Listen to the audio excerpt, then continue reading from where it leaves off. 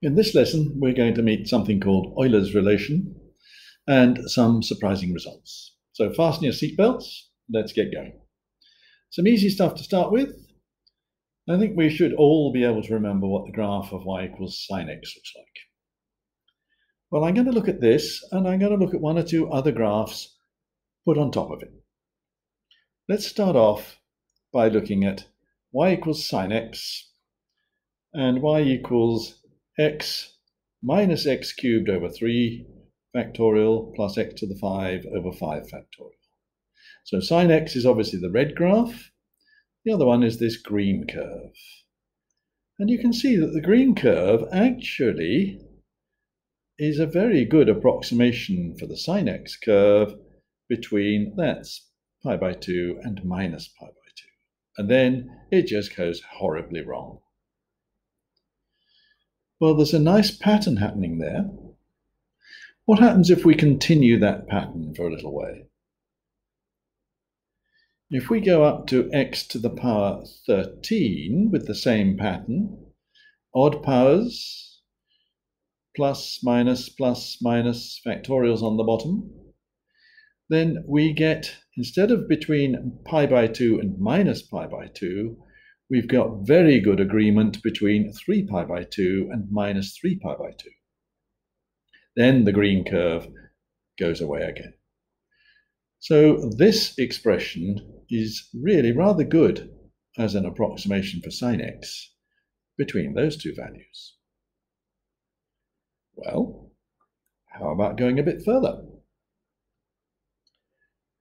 Up to x to the power 39. That's rather a long way. And if we go up to x to the power 39, we can see that we get nearly up to 5 pi. And of course, the same thing, they're symmetrical down to minus 5 pi. That, I think, is the first surprising result, that you can actually take a polynomial and you can make it fit the sine curve. Not only that, we can prove, but not, I'm afraid, at the moment, that if you go far enough along this series, you can make the green curve as close as you like to the red curve for any value of x. Any value of x. And so from that, we end up with this expression for sine x. That sine x is x minus x cubed over 3 shriek plus x to the 5 over 5 shriek, etc. That's just a general term. And this we can show is true for any value of x belonging to real numbers, any real value of x. Well, I think that is a really good result. It's not something that I think you would expect if I just put up these two things and said, what's the link? You wouldn't tell me they were the same thing. This one's periodic. Does that one look periodic? Etc. They just look like very different animals. Well, I could easily have started with the cosine curve and done the same thing. Well, I didn't think there was much point in doing that, so I just wrote down the corresponding solution or the corresponding expansion for cos x. 1 minus x squared over 2 shriek plus x to the 4 over 4 shriek, etc. And it also works for any real number x. Sine x has all the odd powers alternating. Cos x, if you think of x to the naught, has all the even powers alternating. So those are my first two results, that sine x and cos x can be written as series expansions. The next graph I want to look at is the graph of y equals e to the x.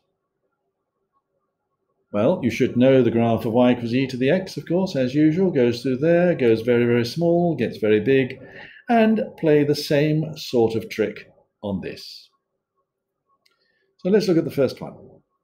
If I draw the graph of y equals e to the x, which is the red curve, and this parabola, y equals 1 plus x squared over 2 shriek, then you can see that in this little region, between around about 3/4 and -1/2, the green curve and the red curve are quite close. I haven't got many terms in yet.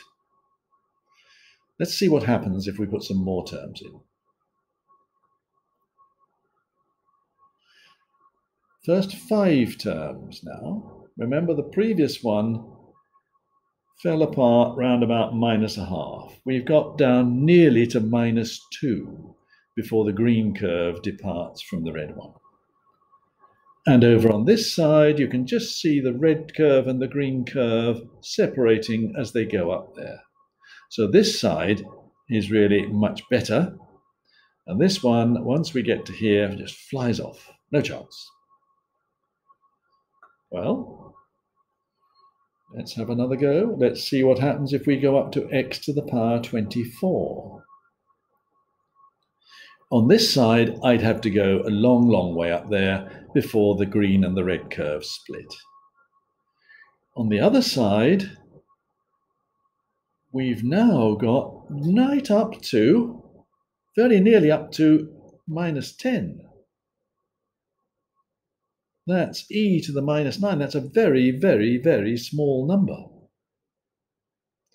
And the fact that we've managed to get that to come out like that with a polynomial is, I think, really quite amazing. And again, mathematicians, if we knew a bit more maths, we would be able to show that if you go on with this series, if you make x, the power of x, as large as you like, then you will stretch down here, well, not stretch really, you'll bring the green curve further and further and further along before it breaks away from the red one. And actually, we can go, if we take enough terms in the series, as far as we like. And the green curve can be as close as you care to choose to the red one. So if you take enough terms of the series, take the first 5,000 million terms, you would be very, very close for a very long way along here. So this gives us another series. We have e to the x is 1 plus x squared plus x cubed, etc. This is the one we got for sine x, and here's the one we got for cos x. What we didn't get, we just quoted. So there are 3 new results for you here. Series expansions of e to the x, sine x, and cos x. Just look at those for a moment. They are going to be rather important to us.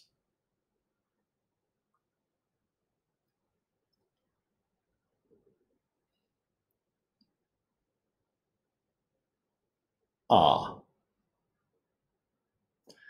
2 to the power of the square root of -1. What on earth do we mean by that? If you were one of those people who burst out crying when you found that you were expected to understand 2 to the power of 1/2 in year 7, then I'm afraid this will probably give you a nervous breakdown. 2 to the power of root -1. What can it possibly mean? Well, what do mathematicians do when they can't do something? They cheat and make up the answer. So let's make up an answer. Let's look at something a little bit more general. We had for e to the x, when x is real, we've got that this, we showed it on a graph, yes, but it can be shown analytically, it can be shown rather better. We've got that this series is true for any real number x. Well, why not just stick a complex number in and say, let's have the same thing? And that's precisely what we do. We make up the answer. We say that e to the z, when z is a complex number, satisfies this same expression. We can handle the right-hand side. We know how to multiply complex numbers. We've done that.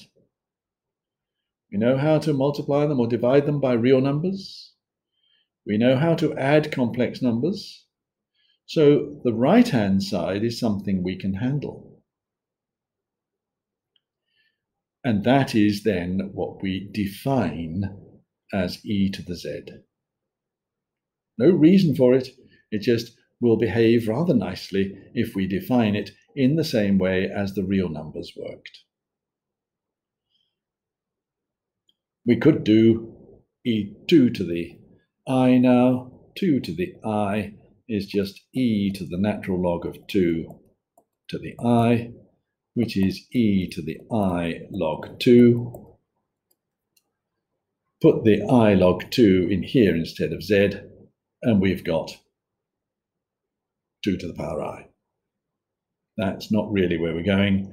What we are really looking for is the idea that e to the z is 1 plus z squared over 2 shriek, and so on. And it is something we've made up. And having made it up, it now will behave just like e to the x does when x is real. We can multiply 2 together. E to the x times e to the y is e to the x plus y. E to the z1 times e to the z2 is e to the z1 plus z2. It'll obey all those little rules. Well, we're going to get some extras out of this. I want to look now at e to the I theta.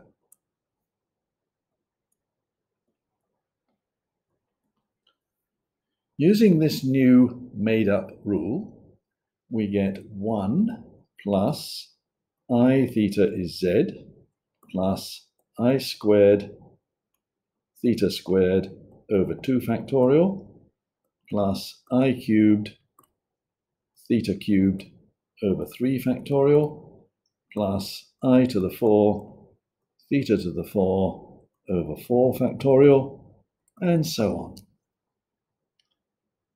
Well, that's real. That's imaginary. I squared is minus 1, so this one is real. I cubed is minus I, so this one's imaginary. I to the 4th is plus 1, so this one's real. Let's split this up into its real and imaginary parts. Taking the real parts, we will get 1 plus I squared is minus 1, so let's put minus instead of plus, theta squared over 2 factorial. The 4th term along, well, actually it's the 5th, it's 1 with power 4, is plus theta to the 4 over 4 factorial.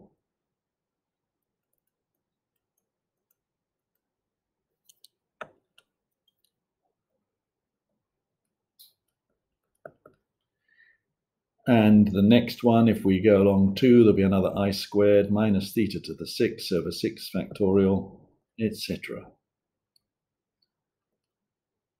The next one is the imaginary part. And first of all, I have plus I times theta. So let's put that in. And then we have I cubed. Well, I cubed is minus I. So this gives me minus I, or I times minus theta cubed over 3 factorial.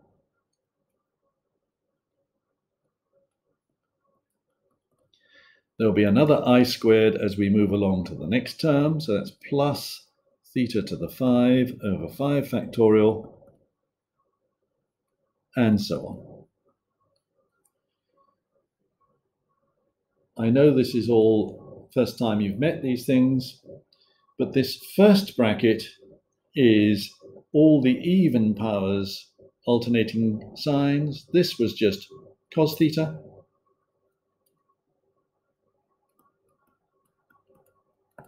And the second bracket is all the odd powers, alternating signs. This was sine theta.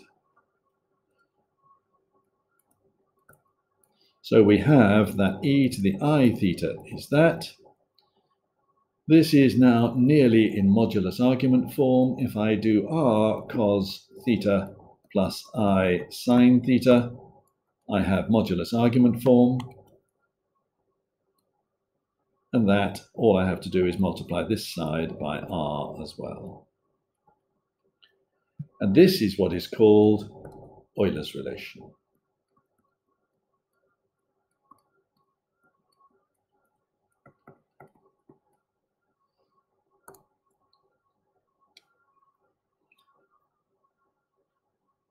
It's well worth getting used to it. Thinking of your complex numbers like this simplifies your algebra enormously in many problems. There is no difference between r e to the I theta and r cos theta plus I sine theta. And if you find this very awkward to play with, using this will always work. But your algebra, when you're using this one, will be a little bit more complicated. Couple of simple things to do. Let's start with something like this. Write z equals 1 minus root 3i in the form r e to the I theta. Well, r is the modulus. Theta is the thing which goes in with cos theta sine theta. It's the argument. So we're being asked, first of all, to find the modulus of z. Modulus of z is quite easy. It's just the square root of the two squared and added together. Root 3 squared is 3. That is 2. So r is 2. The argument, I don't like to see people finding an argument without drawing a little sketch. 1 minus root 3 means that this is 1, that's root 3.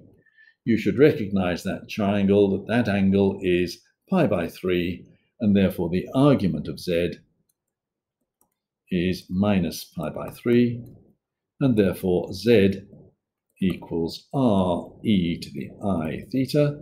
Argument is theta, is 2, let's make that look like an equal sign, 2 e to the minus I pi by 3. Not a difficult thing to handle. As I said, it is actually well worth your getting used to it. We can go the other way. If I start with the number 3e to the 3i pi by 4, I can write that in the form x plus iy. How would I do that? Well, e to the I theta is cos theta plus I sine theta. So this is 3 cos theta, that's 3 pi by 4, plus I sine theta. Cos 3 pi by 4 is minus 1 over root 2. Sine 3 pi by 4 is plus 1 over root 2. Oops, root 2, not 3. And so there's the answer to that. It's just a little bit of common sense, I hope. Is this right, the last one? We were dealing with something 3i pi by 4. The argument is 3 pi by 4. And we got minus root 3 over 2 plus. I'm happy that that's sensible. So that's just a simple little bit to get used to a little bit of what's going on with this new Euler's relation. Two nice results coming up. The first one is something you might have seen at some stage. Let's look at e to the I pi. I think this is going to give us one of the nicest equations in mathematics. E to the I pi, well, e to the I theta, whoops, the theta's slipped.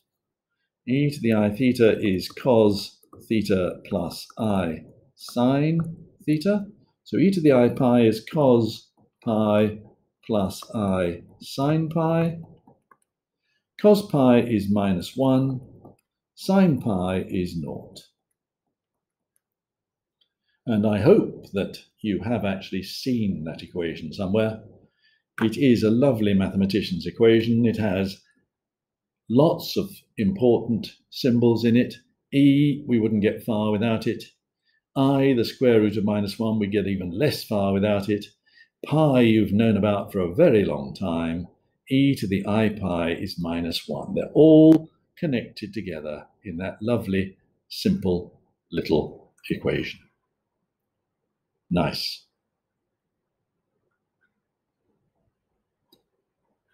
One other thing. This one usually makes people want to run out of the door. Let's look at this. E to the I theta plus 2 pi I. This is e to the I theta plus 2 pi. Well, it's got a mind of its own, which is e to the I theta plus 2 pi. Top of the page, we've got e to the I theta is cos theta plus I sine theta. So this is cos theta plus 2 pi plus I sine theta plus 2 pi. Well, we know all about cos theta and sine theta. They're periodic. Cos theta plus 2 pi is the same as, this is having a mind of its own again, is the same, behave yourself. Cos theta is the same as cos theta plus 2 pi, and sine theta is the same as sine of theta plus 2 pi. But this is just e to the I theta. And so we now have that e to the I theta plus 2 pi I is equal to e to the I theta. It doesn't matter what theta is. Whatever theta is, whenever I add 2 pi I get the same thing. Well, what happened here? It didn't matter what theta was. Whenever I added 2 pi, I got the same cosine. Cos theta is periodic. The period is 2 pi. Wait for it. E to the I theta is periodic. The period is 2 pi I. Ouch. Well, I think that's probably a rather good point to finish this video.